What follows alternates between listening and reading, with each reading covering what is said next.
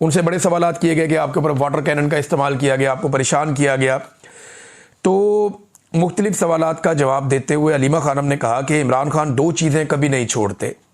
एक, इमरान खान अपने अल्लाह को नहीं छोड़ते, अल्लाह रब्बुल इज़्ज़त पे उनका भरोसा रहता है। और नंबर दो, वो वर्जिश नहीं छोड़ते, यानी वो अपनी जिस्मानी फिटनेस के लिए कोई ना कोई एक्सरसाइज करते रहते हैं। ये इमरान खान साहब को अगर सेल के अंदर बंद भी कर देते हैं तो वो अपने सेल के अंदर भी वर्जिश कर लेते हैं, वो अपनी वर्जिश की रूटीन नहीं छोड़ते।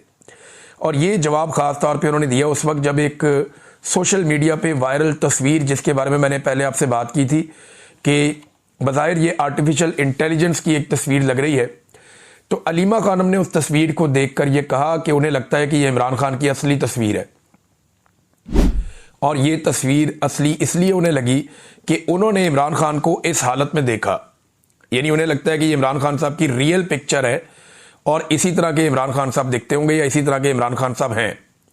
ये अलीमा खानम साहिबा ने कहा। अब देखें, ये तस्वीर असली है या नकली है, पिछली वीडियो तक तो मुझे नहीं पता था, हमने कुछ तहकीकात की, कुछ दोस्तों ने इसमें मदद की, तो उनका ये बताना है कि ये तस्वीर असली शायद नहीं है और इसमें आर्टिफिशियल इंटेलिजेंस का इस्तेमाल किया गया है, लेकिन बड़ा खूब इस्तेमाल किया गया है और करीब तक पहुंचे हैं वो लोग जिन्होंने ये तस्वीर बनाई है। यानी ये कैमरे से नहीं खींची गई, ये कंप्यूटर के जरिए से बनाई गई तस्वीर है। मुबैना तौर पे मैं इसलिए कहूँगा कि मेरे पास कोई कंक्रीट एविडेंस खुद नहीं है। इमरान खान साहब की बहनें कह रही हैं अगर कि ये इमरान खान की रियल पिक्चर हो सकती है, लेकिन उन्होंने इमरान खान साहब की ये हालत कैद तन्हाई में डाले जाने से पहले देखी थी। ये बात उन्होंने कंफर्म की कि अगर ये इमरान खान है तो ये उनकी तस्वीर कैद तन्हाई में डाले जाने से पहले की है, यानी फिर इसका मतलब है ये तस्वीर अक्टूबर की, उन्हें लगता है कि अक्टूबर की हो सकती है या सितंबर की हो सकती है। और इमरान खान साहब के पसीने दिखाई भी दे रहे हैं इस तस्वीर के अंदर, और वर्जिश का उन्हें शौक तो है। अगर इमरान खान इस तस्वीर की तरह दिखते हैं या इस तस्वीर की तरह वो हैं जो अलीमा खानम ने कहा, अब ये तस्वीर असली है या नकली है ये बहस आप छोड़ दीजिए। अगर इमरान खान की बहन कह रही है कि उन्हें ये तस्वीर असली लगती है तो इसका मतलब ये है कि इमरान खान साहब कैद तन्हाई में डाले जाने से पहले यानी चंद माह पहले तक इसी तरह के दिखते थे या इस तरह का उनका फिटनेस लेवल था। तो फिर जिन्होंने इस्तिस्ना लिया उन्होंने ठीक किया। अगर वाकई इमरान खान साहब इस तस्वीर की तरह दिखते हैं तो इस्तिस्ना लेने वालों ने बहुत अक्लमंदी का फैसला कर लिया, और मेरे ख्याल में जो बाकी लोग बचे हैं उन्हें भी फिर इस्तिस्ना ले लेना चाहिए। उनका बनता है इस्तिस्ना लेना जिन्होंने लिया, और जिन्होंने नहीं लिया उनका भी बनता है कि वो ले लें अगर इमरान खान साहब इस तस्वीर के आसपास भी दिखते हैं तो।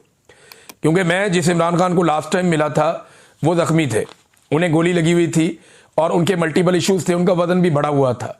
लेकिन अगर जेल के अंदर उन्होंने हार्ड एक्सरसाइजेस की हैं और अपने आप को मेंटेन किया है तो इमरान खान साहब फिर बेहतर पोजीशन में हो सकते हैं। और बहुत सारे लोग जो इमरान खान को मिलकर आते हैं वो ये कहते हैं कि इमरान खान साहब पहले से ज़्यादा फिट दिखाई देते हैं।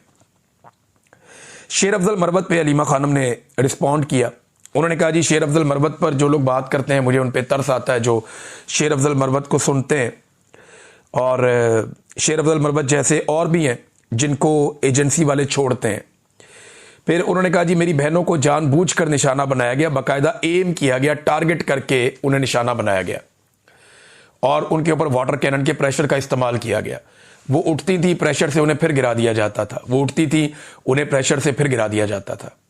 तो फिर एजाज खान जो है वो जाके वाटर कैनन के आगे खड़ा हो गया और उसकी वजह से वाटर कैनन का प्रेशर जो है वो मैनेज हो गया, यानी उसने प्रेशर अपने ऊपर ले लिया और फिर इमरान खान की बहनें जो हैं वो वहां से निकलने में कामयाब हुई। इसके बाद एक और खबर है मेरे पास, और वो ये है कि इमरान खान साहब के तशद्दुद के हवाले से आलमी सतह पे बहुत कवरेज हो रही है, और ये मेरे पास इसकी कवरेज के बहुत सारे पेजेस मौजूद हैं। अक़वाम मुत्तहिदा ने जब आवाज़ उठाई इमरान खान साहब पे तशद्दुद के हवाले से तो लगातार आलमी मीडिया इसको रिपोर्ट कर रहा है। यहाँ पे चंद मिसालें मैं आपके सामने रखता हूँ। गल्फ टुडे, ये अरब ममालिक का एक बड़ा तगड़ा जरीदा, इसने लिखा है। वर्ल्ड न्यूज़ ने लिखा है इसके बारे में।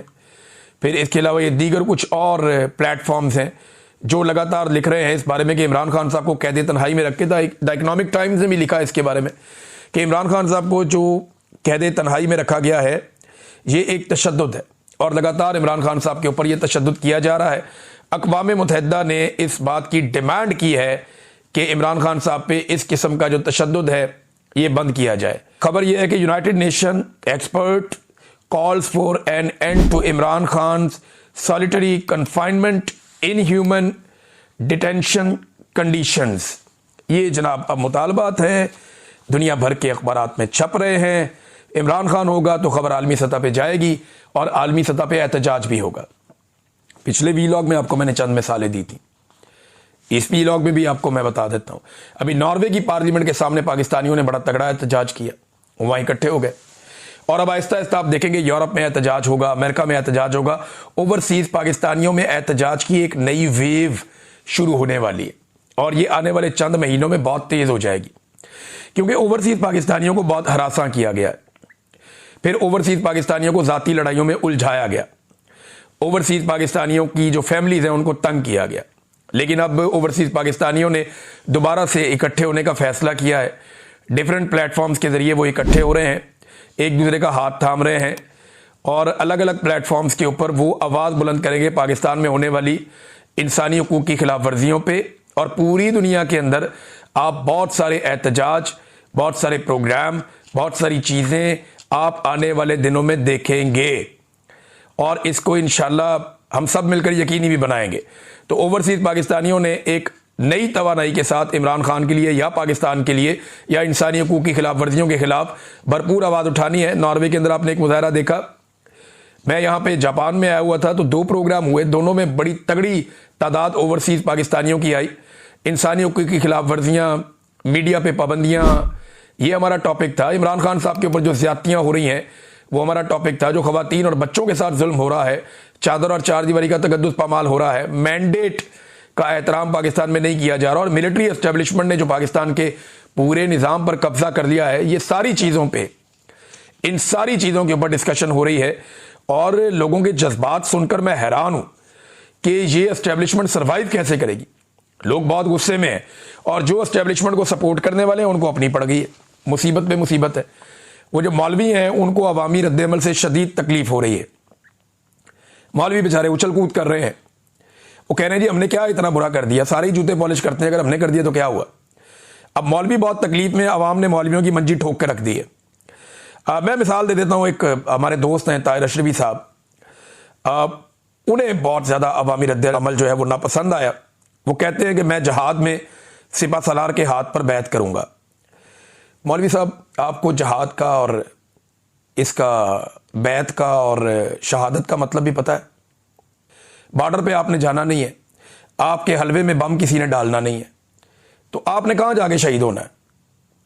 ना तुसा जाना है बॉर्डर पे और ना ताड़े हलवे च किसी ने पाना है बम, तो शहीद तो आपने होना नहीं है।